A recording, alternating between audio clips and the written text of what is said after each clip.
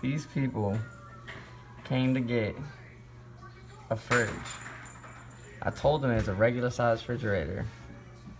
And they went and brought a car. And I was like, it's not gonna fit in. They were like, oh yeah, I fit a futon in there before. I was like, alright. So now they just busted the window out of the car, trying to put it on top of the fucking car right now. They're like dropping it all over the car. The whole car is like scratching up. They just put a whole dent in the side of the car. Oh, they just destroyed the car. They just literally destroyed the car.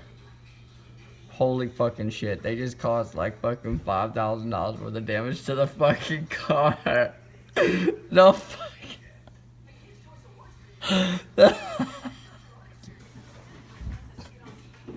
Oh. She just tried to put this refrigerator on top of the fucking... Oh my god.